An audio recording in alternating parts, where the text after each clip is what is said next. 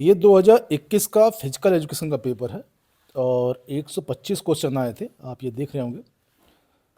तो इस तरह के जो वीडियो हैं पुराने क्वेश्चन पेपर का मेरे चैनल पे है।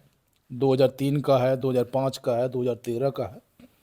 उसकी जो प्लेलिस्ट है होगी UP TGT physical education old paper के नाम से होगी, ठीक है, उसको चेक करिएगा। उसके अलावा जो टेस्ट सीरीज स्टार्ट किया है उसका भी फिजिकल एजुकेशन का अलग प्लेलिस्ट, ठीक है, तो उसको देखिएगा। ये जो क्वेश्चंस हैं क्वेश्चन देखने में इजी लग रहे हैं, लेकिन आपको कैसे याद करना है या पढ़ना है वो मैं एक तरीका बता देता हूँ और देखते हैं कितना क्वेश्चन करा पाता हूँ मैं आपको, ठीक है।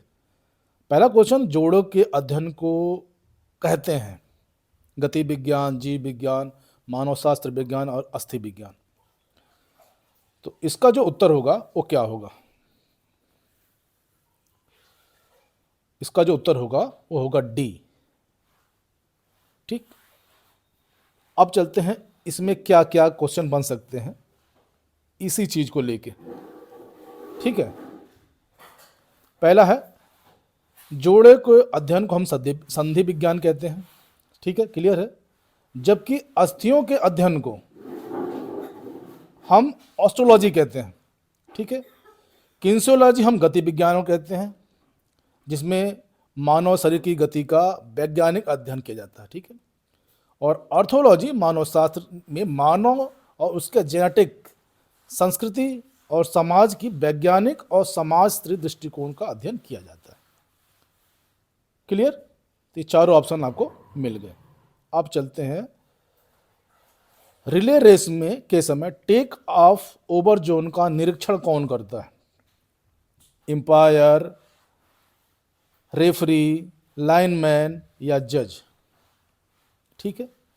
यहां पे रिले रेस का पूछ रहा है, ठीक है, तो वो बताना है आपको।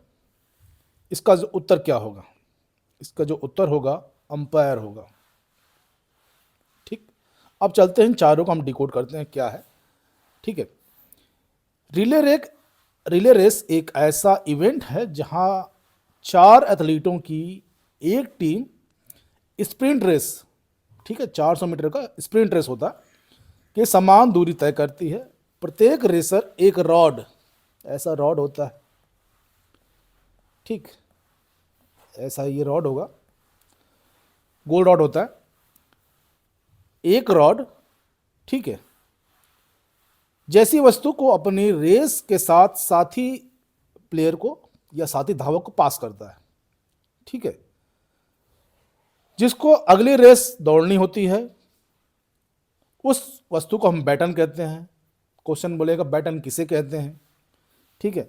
रिले दौड़ के समय टेक ओवर जोन का निरीक्षण हमेशा एम्पायर करता है।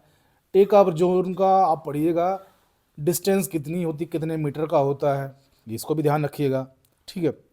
बैटन का कलर क्या होता है, उसकी लेंथ कितनी होती है, उसकी मोटाई कितनी होती है, ये सब भी क्वेश्चन बनेंगे, ठीक है। अब आगे चलते हैं, किस देश में वॉलीबॉल का खेल शुरू हुआ? यूएसए, जापान, रूस, ऑस्ट्रिया, ठीक है। तो क्वेश्चन नंबर 3 का उत्तर बताना है आपको। तो इसका जो उत्तर होगा 3 का ए, ठीक, यूएसए, जापान, ठीक है, अमेरिका का। वॉलीबॉल खेल की शुरुआत कब हुई? क्वेश्चन ये आएगा, वॉलीबॉल की शुरुआत कब हुई? तो 1895 में, 1895, ठीक है। कहाँ हुई? तो अमेरिका में हुई। इसके जनक कौन थे? तो विलियम मॉर्गन इनके जनक थे, ठीक है, क्लियर। अब चलते हैं क्वेश्चन नंबर 4। एक एक क्वेश्चन से कितने क्वेश्चन बन रहे हैं इसको भी देखिएगा। निम्नलिखित में कौन सा प्रतियोगिता का प्रकार नहीं है, ये पूछ रहा है। तो कभी भी जब भी आप चलिएगा, जैसे ये पेंसिल चल रही है, ये पेंसिल चल रही है, जो प्रश्न पूछेगा नहीं तो उसको डबल अंडरलाइन या दूसरे कलर्स कर लीजिएगा, ठीक है। पहला है एलिमिनेशन, बी है राउंड रॉबिन, टी है, सी है एंटीसिपेटरी और डी है बैगनल वाइल्ड। इसमें सही उत्तर बताना आपको। तो जो इसका उत्तर होगा सी होगा, एंटीसिपेटरी। ये भी टूर्नामेंट होता है, राउंड रॉबिन होता है, ये भी होता है, एंटीसिपेटरी नहीं होता, ये पूरा अनुमान होता है, ठीक है। एलिमिनेशन राउंड रॉबिन लिंग बैगनल वाइल्ड का संबंध प्रतियोगिताओं से है, जबकि एंटीसिमेट्री का अर्थ अग्रिम, ठीक है, अग्रिम जानकारी से, जो अनुमान करते हैं। पांचवा क्वेश्चन है, हार्वर्ड स्टेप टेस्ट निर्मित किया गया था, किसके द्वारा किया गया था? हार्वर्ड वर्ड द्वारा, थॉमस क्यूटन द्वारा, ल्यूकिस ब्रोहा द्वारा और सर्जेंट द्वारा। तो आपको पढ़ने के लिए ये तरीका अपनाना पड़ेगा, ठीक है। ये नहीं कि केवल वन ऐसे करते चले गए और आप जितने क्वेश्चन हैं उनको डिकोड करते चलिए, ठीक है। पांचवा क्वेश्चन का उत्तर बताइए। पांचवा क्वेश्चन का उत्तर होगा सी, सी, ठीक है। Harvard step test Roswell, Gallmeyer and Lucien Brouha द्वारा कब किया गया था? 1943 में। आप चाहे तो नोट कर सकते हैं, 1943 में निर्मित किया गया था।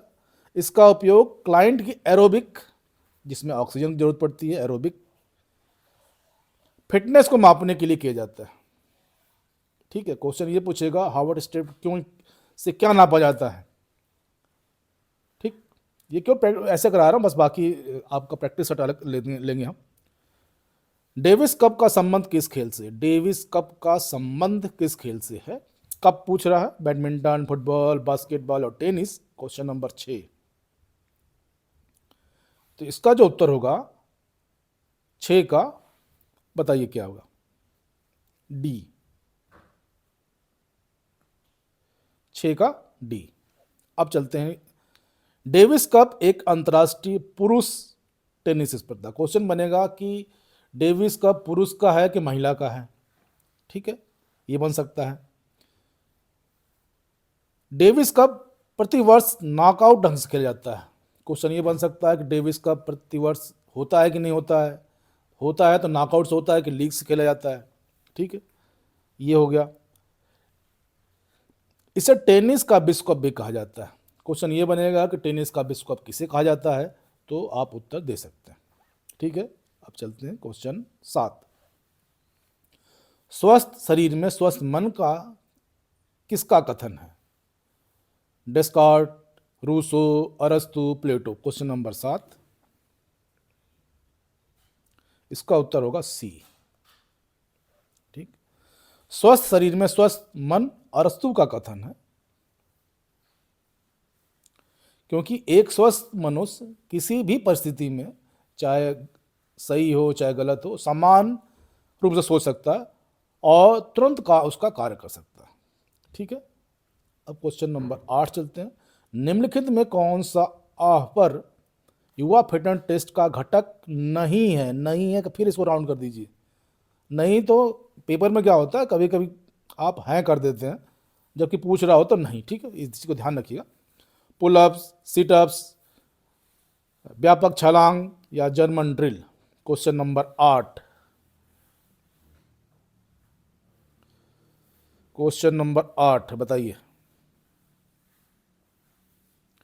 तो इसका जो सही उत्तर होगा वो उत्तर होगा आपका डी, क्वेश्चन नंबर 8 का डी, जर्मन ड्रिल, ठीक। अब कैसे कैसे ये होता है भी देख लीजिए। ऑफर युवा फिटनेस टेस्ट के घटक जो निम्नलिखित हैं, फ्लेक्स्ड आर्म हैंड, जिसमें कि एक बीम बार होगा, उसमें लटका दिया जाता है, लड़कियों के लिए, और उस पर अगर पुलअप खींचना होगा, पुलअप हमेशा ऊपर पुशअप खींचा जाता है, तो लड़कों के लिए हो जाएगा, ठीक है। सेकंड है फ्लेक्स्ड लेग सिटअप्स, फिर शटल रन है उसमें, फिर स्टैंडिंग लॉन्ग जंप है, फिर 50 गज डैश स्प्रिंट है, फिर 600 गज या 90 मिनट पैदल चाल है, ठीक है। फिर 9वां क्वेश्चन चलता है, डेकाथलॉन की अंतिम स्पर्धा हमेशा होती है, कौन सी होती है? डेकाथलॉन में अंतिम स्पर्धा हमेशा होती है भाला फेंक, 1500 मीटर, 110 मीटर और 800 मीटर। सही उत्तर बताइए। इसका उत्तर होगा बी, 1500 मीटर, ठीक है। अब देखते हैं इसको भी। डेकाथलॉन में एथलेटिक 10 प्रतिस्पर्धा होती है, क्वेश्चन पूछेगा कि डेकाथलॉन में एथलेटिक की कितनी प्रतिस्पर्धा होती है, तो 10 होती है। ठीक है, जो 5-5 की संख्या में 2 दिन में आयोजित होती है। ये भी हो सकता है कि डेकाथलॉन प्रतिस्पर्धा कितने दिन में खत्म होती है, तो 2 दिन में खत्म होती है। ठीक है, इसमें पहले दिन का जो क्रम है 100 metre, long jump, shot put, high jump और फिर 400 मीटर। पहले दिन का रनिंग पहले भी हो रही है और बाद में भी हो रही है। छोटी रनिंग पहले और 400 मीटर बाद की रनिंग पहले दिन का बाद में हो रही है। फिर दूसरे दिन 110 मीटर, जो पहले 100 दिन था इसमें 110 मीटर बाधा दौड़ है, 10 मीटर बढ़ गया है। चक्का फेंक, पोल वाल्ट, भाला फेंक और अंतिम में जो वहाँ 400 मीटर था यहाँ 1500 मीटर होती है। ठीक है, क्लियर। अब चलते हम लोग 10वां क्वेश्चन। टाइम, हाँ। परिस्थिति में बदलाव के आधार पर गतिज क्रिया का प्रभावी रूप से सामंजस्य करने की योग्यता को कहते हैं। फिर क्वेश्चन सुनिएगा, क्वेश्चन थोड़ा सा इन्होंने घुमाया है।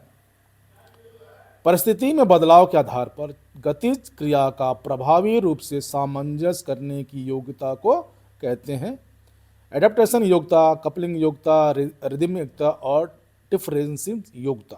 क्वेश्चन नंबर 10, इसका जो उत्तर होता है परिस्थिति पे ये ए होगा, जो एक्लामेंटेशन होता है। जैसे कि मैराथन रनर को हम लोग हाई एल्टीट्यूड ट्रेनिंग के लिए भेज देते हैं, और कहीं जैसे कहीं बड़े इवेंट में जाना होता है तो वहाँ का एटमॉस्फेयर एडजस्ट करने के लिए हम टीम पहले भेज देते हैं, उसकी उस पर ये क्वेश्चन है। तो इसको हम देख लेते हैं क्या है। परिस्थिति में बदलाव के आधार पर गतिज क्रिया का प्रभावी रूप से सामंजस्य करने की योग्यता को एडेप्टेशन योग्यता कहते हैं। क्लियर। अब चलते हैं, फुटबॉल का प्रथम विश्व कप किस देश में खेला गया। क्वेश्चन पूछेगा कि फुटबॉल का प्रथम विश्व कप कहाँ हुआ, किस देश में हुआ, कौन जीता। ठीक है, इस टाइप के क्वेश्चन आ सकते हैं। क्वेश्चन नंबर 10, इसमें जो देश दिए हैं अमेरिका, ब्राजील, चीन और उरुग्वे, तो सही उत्तर बता क्या होगा। इसका जो उत्तर होगा क्वेश्चन नंबर 11 का डी। ठीक, फुटबॉल का प्रथम विश्व कप 1930 में, 1930 याद रखिएगा, इंपॉर्टेंट है, 1930 में उरुग्वे में खेला गया था, जिसे मेजबान देश उरुग्वे ने अर्जेंटीना को 4-2 से हराया था। 4-2 से। ये भी क्वेश्चन बन सकता है कि प्रथम विश्व कप फुटबॉल में सेकंड प्लेस पे कौन था। ठीक है, तो कौन सा देश था अभी मैंने बताया आपको, वो कमेंट्स करिएगा। ठीक है। क्वेश्चन नंबर 12, खेलों में सरप्लस एनर्जी थ्योरी को संस्थापित करने वाला कौन था। खेलों में सरप्लस एनर्जी थ्योरी को संस्थापित करने वाला कौन था। Karl Groos, G Stanley Hall, McDonald, B Seller एवं एच स्पेंसर। क्वेश्चन नंबर 12, इसका जो उत्तर होगा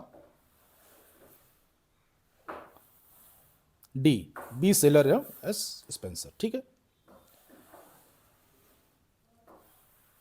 अधिशेष ऊर्जा सिद्धांत, सरप्लस एनर्जी थ्योरी का जो उन्होंने प्रतिपादित किया था, जर्मन के कवि भी थे, सेलर और अंग्रेजी दार्शनिक हार्बर्ट स्पेंसर थे।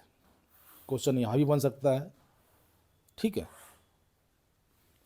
क्वेश्चन नंबर 13, निम्नलिखित में कौन सी वायरस के कारण होने वाली बीमारी है। निम्नलिखित में कौन सी वायरस के कारण होने वाली बीमारी है। हैजा, तपेदिक, कुष्ठ, चिकन पॉक्स। क्वेश्चन नंबर 13, जो इसका उत्तर होगा आपका डी, चिकन पॉक्स, छोटी माता। ठीक है। अब इसको डिकोड करते हैं हम लोग। Chickenpox, AIDS, hepatitis, rabies, polio, corona, खसरा, जुकाम इत्यादि वायरल रोग हैं, जबकि हैजा, तपेदिक और कुष्ठ बैक्टीरिया रोग है। क्लियर। आगे चलते हैं 14वां क्वेश्चन। उच्च स्तर पर प्रशिक्षण भार के अनुकूल के रूप में जाना जाता है। उच्च स्तर पर प्रशिक्षण भार के अनुकूलन के रूप में जाना जाता है थर्मोरेगुलेशन, सुपर कंपनेशन, एक्सीमिलिटाइजेशन उपयुक्त में से कोई नहीं। Question number 14। तो जो उत्तर होगा क्वेश्चन नंबर, एक्लामेटाइजेशन पूछ रहा है तो सी। ठीक, अब इसको देख लेते हैं। भार प्रशिक्षण कंकालीय मांसपेशियों की शक्ति और आकार को, फिर से ध्यान रखिएगा, भार पर weight training, skeletal muscles, power, size को विकसित करने के लिए एक तरह का शक्ति प्रशिक्षण। ठीक है, संकेंद्रित या उत्केंद्रित कॉन्स्ट्रेंशन या, ठीक है, के माध्यम से पेशी द्वारा उत्पन्न बल के लिए गुरुत्वाकर्षण का उपयोग किया जाता है। ठीक है,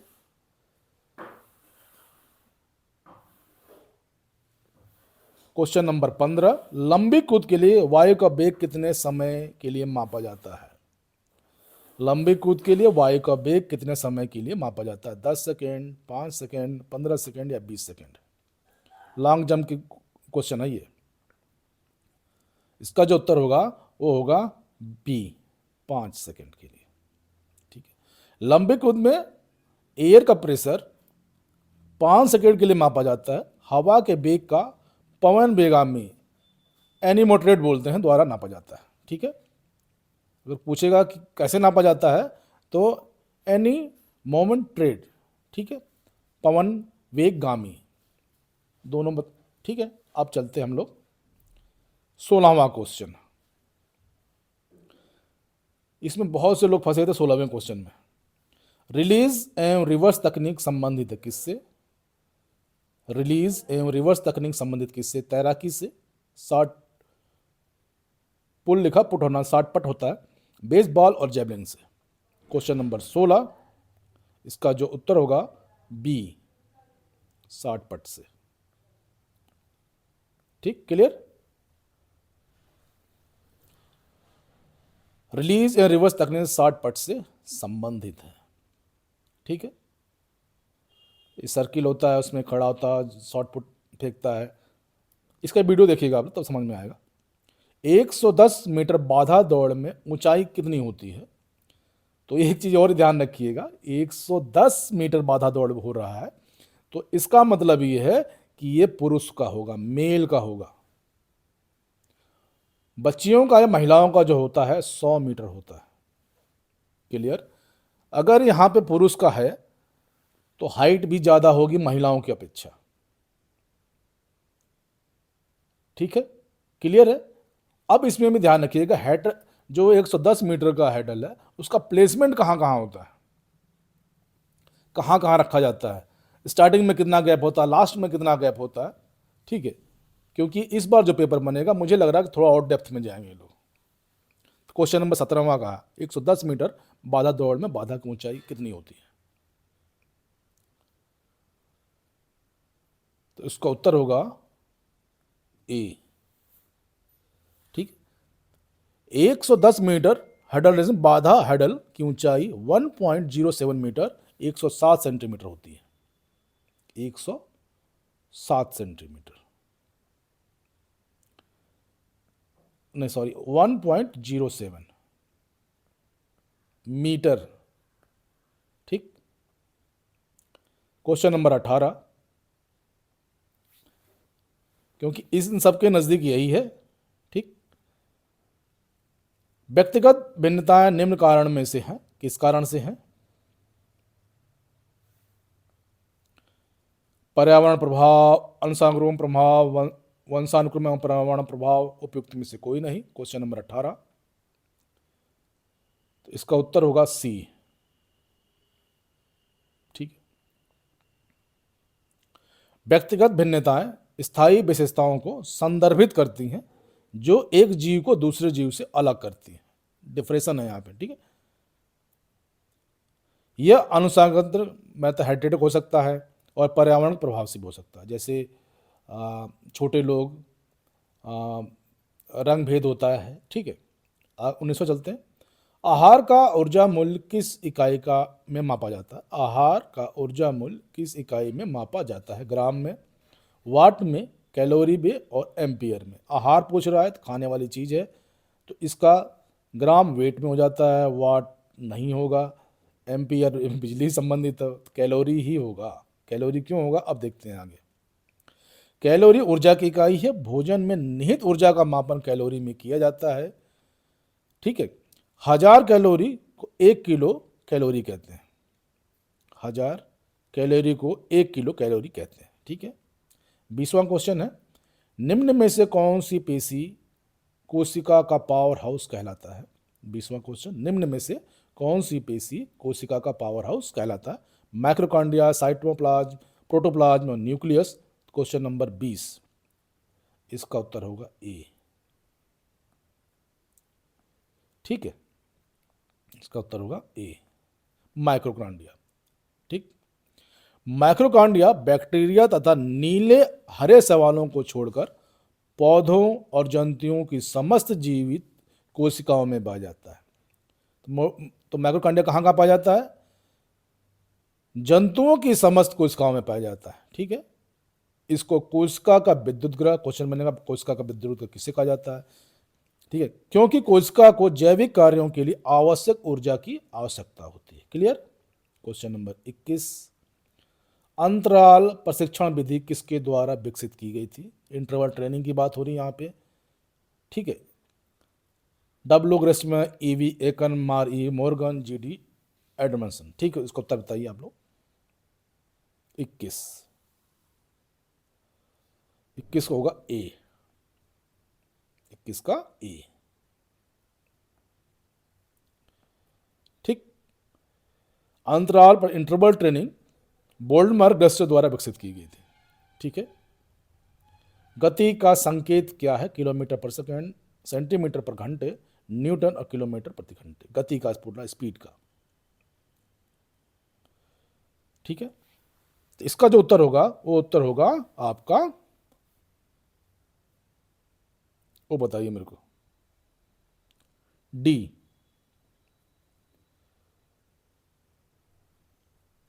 V बराबर डी बटे टी। ठीक है, V गति हो गई, V बराबर गति, चल जा भाई, गति नहीं चल, गति D दूरी, T समय। ठीक, वेलोसिटी, डिस्टेंस और टाइम। क्लियर। गति की एसआई इकाई मीटर पर सेकंड है, लेकिन दैनिक उपयोग में गति की सबसे समान इकाई किलोमीटर प्रति घंटा का उपयोग किया जाता है। ठीक है, अब 9 बजने वाले हैं, स्कूल भी चलना है, तो ये आज के क्वेश्चन है। क्वेश्चन इस हिसाब से आप लोग तैयारी करिए अपने, और एक क्वेश्चन से कितने क्वेश्चन बन सकते हैं, अगर ऐसे पकड़ के चलेंगे तो काफ़ी क्वेश्चन आपके सॉल्व हो जाएंगे। अभी टाइम है तो इतना हड़बड़ी नहीं करना है। ठीक है, इसके साथ ही जय हिंद, जय भारत, खुश रहिए, स्वस्थ रहिए, मस्त रहिए और अपनी तैयारी करते रहिए। और इस टाइप का और वीडियो चाहिएगा तो कमेंट्स करिएगा, कोशिश करेंगे। Thank you all of you.